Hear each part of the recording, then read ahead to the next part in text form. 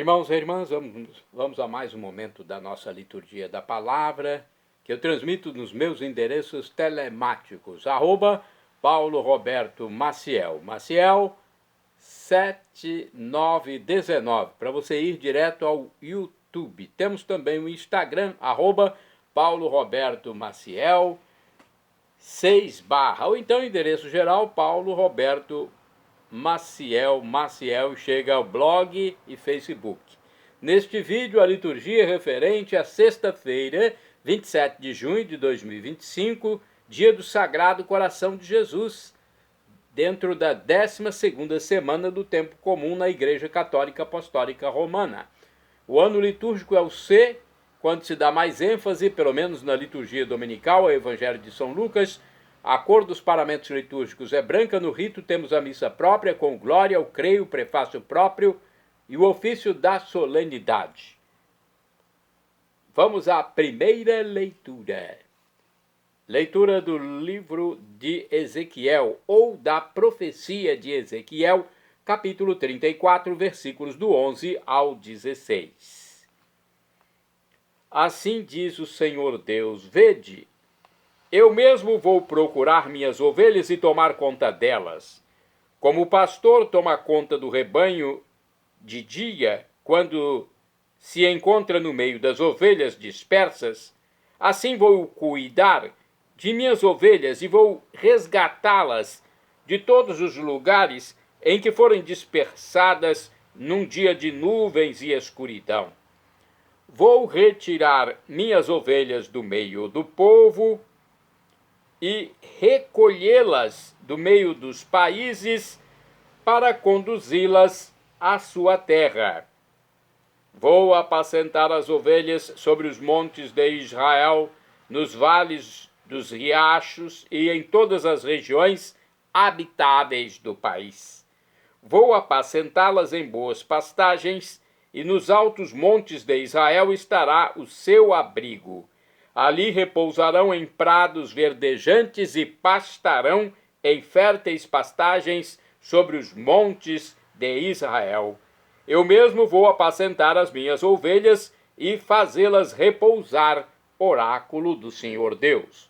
Vou procurar a ovelha perdida, reconduzir a extraviada, enfaixar a da perna quebrada, fortalecer a doente, vigiar a ovelha gorda e forte.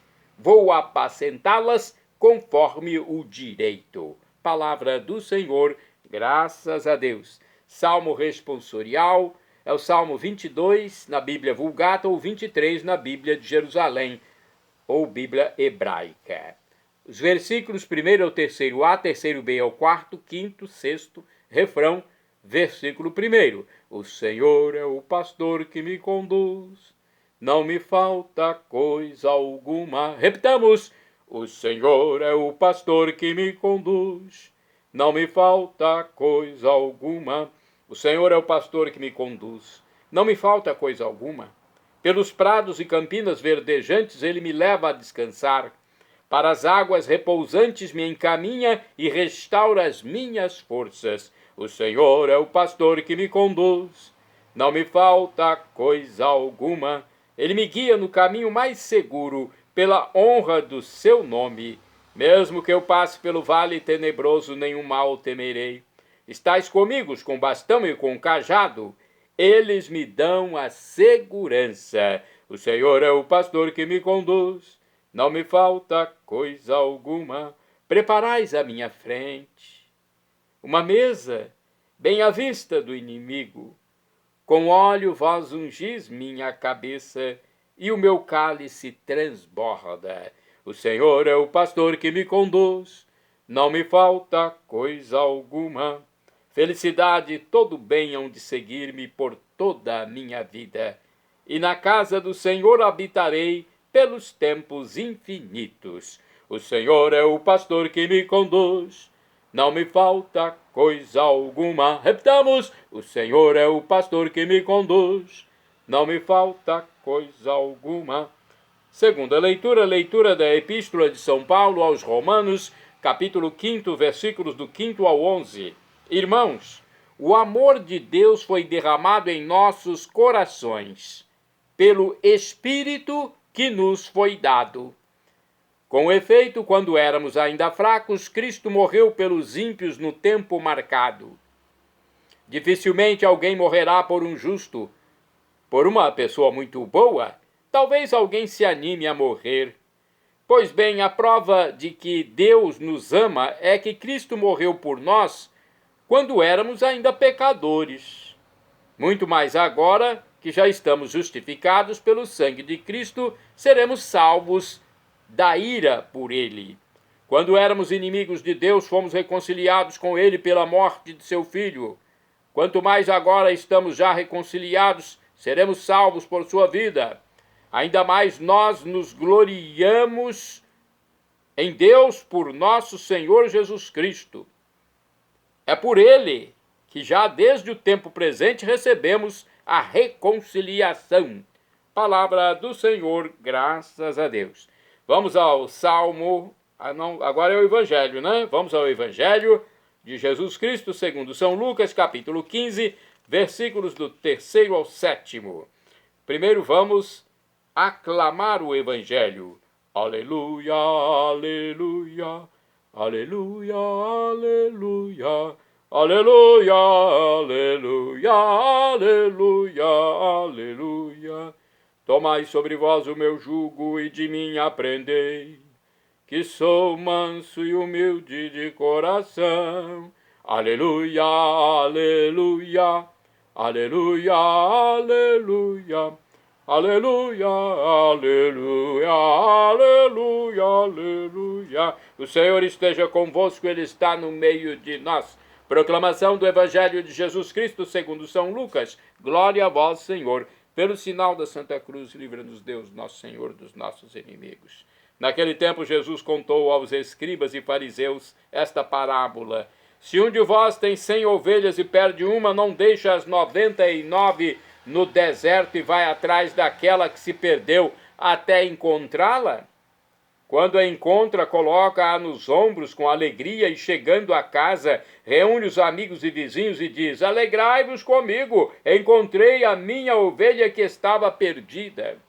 Eu vos digo, assim haverá no céu mais alegria por um só pecador que se converte do que por 99 justos que não precisam de conversão. Palavra da salvação, glória a vós, Senhor. Olha que bonito, hein? Bonito o Evangelho, todas as leituras são bonitas, mas a do Evangelho sempre nos apetece mais. Com alegria, então, celebramos a solenidade do Sagrado Coração de Jesus. O coração de Jesus sempre se voltou para o cuidado e o amor sem medidas para com a humanidade. E temos aqui algumas explicações. No anuário Folhinha Sagrado Coração de Jesus, temos um texto do Frei Almir Ribeiro Guimarães, da Ordem dos Franciscanos Menores, dos Frades Menores. Solenidade do Sagrado Coração de Jesus. Sexta-feira Santa, Jesus morre e junta à sua morte todos os sofrimentos da face da terra. No final, seu lado é aberto pela lança do soldado. Deus se torna em Jesus um amor crucificado. Jacques Leclerc assim escreve: enquanto houver um sofrimento na terra, um rosto desfigurado pela dor, enquanto houver em algum lugar uma criança que morre e uma mãe desvairada gritando porque não pode acreditar nesta tragédia, enquanto houver oprimidos, famintos e vidas que falharam, prostitutas que continuam prisioneiras de sua noite, enquanto houver o grito de um homem humilhado, enquanto houver o grito de alguém sendo torturado, enquanto a morte estiver por perto, agachada como um animal preparando o bote, Jesus não cessará de morrer. Uma reflexão diferente, né? Vamos ver aqui no livro Igreja em Oração, se tem uma explicação melhor. A solenidade do Sagrado Coração de Jesus decorre do mistério celebrado na sexta-feira da paixão do Senhor. No alto da cruz, o coração transpassado pela lança se abre para derramar bênçãos e graças sobre todas as pessoas. Do mesmo modo que a primeira mulher nasceu do lado de Adão, a igreja Nova Eva nasce do lado aberto de Cristo. O sangue e a água jorrados simbolizam, respectivamente, o sacrifício de Cristo e a presença transformadora do Espírito, e são para nós sacramentos de salvação.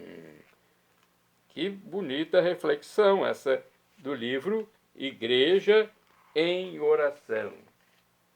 Bem, agora nós vamos falar dos santos do dia, porque já explicamos sobre o Sagrado Coração de Jesus, que inclusive é padroeiro de meu município, Colatina. Santo do dia 27 de junho agora, vamos aos santos. São Cirilo de Alexandria é santo de 27 de junho, foi bispo e doutor da igreja, morreu em 444 em Alexandria, no Egito. De acordo com o texto do endereço telemático Com Shalom, da comunidade católica Shalom, escrito por Rodrigo Santos, o santo foi patriarca de Alexandria, sobrinho e sucessor do patriarca Teófilo, e governou a igreja de Alexandria durante 23 anos. Cirilo opôs-se com toda a energia à heresia nestoriana, governou a diocese de Alexandria no Egito e provavelmente nasceu nesta mesma cidade entre os anos de 370 e 380 depois de Cristo. Desde sua juventude, foi se encantando com o ministério sacerdotal da igreja. Em 403, estando em Constantinopla com seu tio Teófilo, participou com ele de um sínodo, que ficou conhecido como Sínodo do Carvalho. Ele teve um papel fundamental naquele encontro e, com êxito, corrigiu equívocos que ameaçavam a comunhão e a doutrina da Igreja Católica. Com a morte de seu tio Teófilo, o ainda jovem Cirilo foi eleito para substituí-lo no pastoreio da diocese, sendo sagrado bispo em 412. Governou e pastoreou seu rebanho na igreja com grande vigor e zelo por 32 anos. Numa de suas pregações, deu à Virgem Maria o título de Mãe de Cristo. Olha que informação importante. Ele deu à Virgem Maria o título de Mãe de Cristo. Cristotocos. Cristotocos. Então, esse fato é importante na vida do santo, unindo esse a um outro muito querido título pela devoção popular, o de Mãe de Deus. Então, Mãe de Cristo e Mãe de Deus.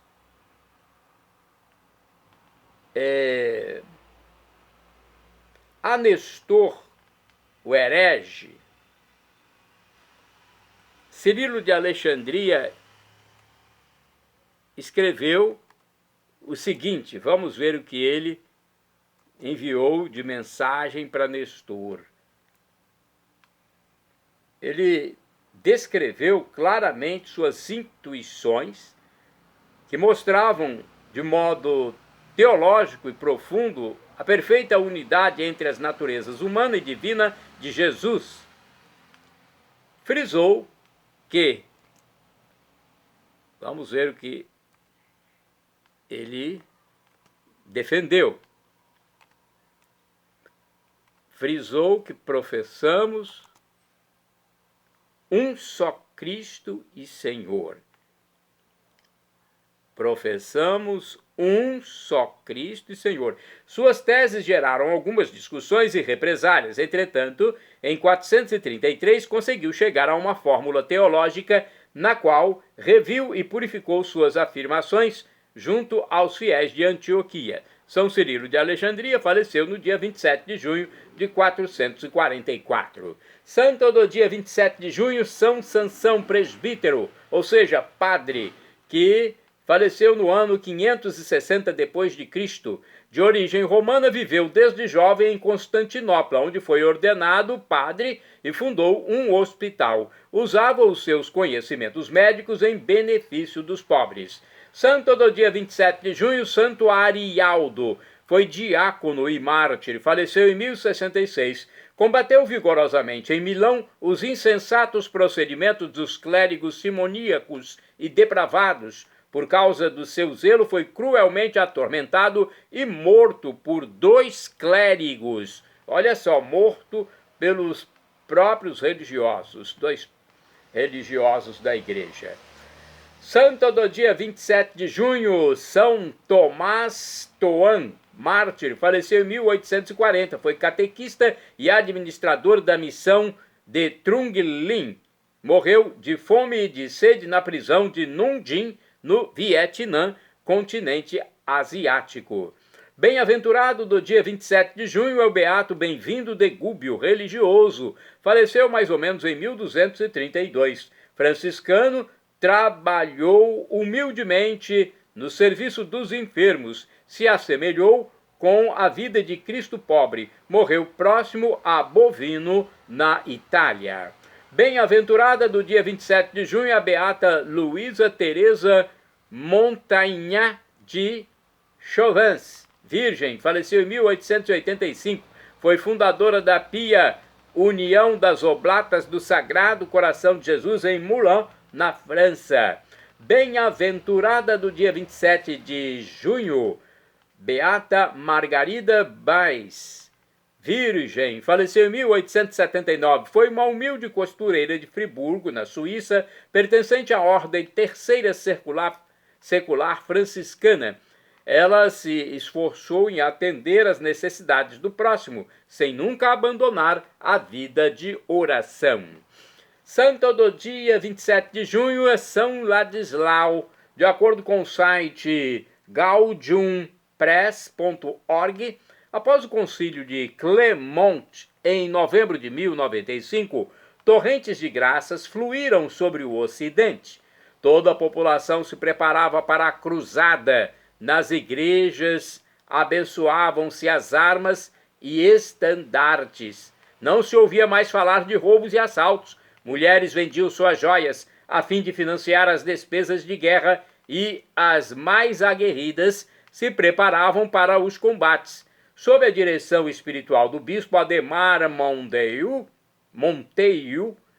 construíram-se 4 grandes exércitos que deveriam se encontrar em Constantinopla, franceses no norte, belgas e alemães, capitaneados por Godofredo de Bouillon, duque de Lorena, franceses do centro e da Normandia, comandados pelo conde Hugo de Vermandois, irmão do rei da França Filipe I, franceses do sul sob as ordens de Raimundo de Saint-Gilles, conde de Toulouse, normandos do sul da Itália dirigidos por Bohemond, duque de Tarento, e era necessário que o monarca fosse comandante supremo.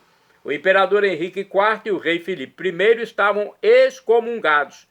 O rei da Inglaterra, Guilherme o Ruivo, perseguia a igreja. Então, estava difícil ter um rei ali para comandar, né? Então, Ladislau, rei da Hungria, foi escolhido.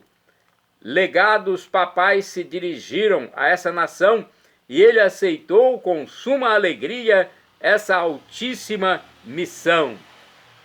São Ladislau havia sido eleito rei por unanimidade em 1077. Diz o martirológio que São Ladislau estabeleceu em seu reino as leis cristãs ditadas por Santo Estevão, o rei da Hungria. Corrigiu os costumes, dando ele mesmo exemplo de virtude, e propagou a fé católica na Croácia, que havia sido incorporada ao reino húngaro, estabelecendo a sé episcopal de Zagreb, capital dessa nação.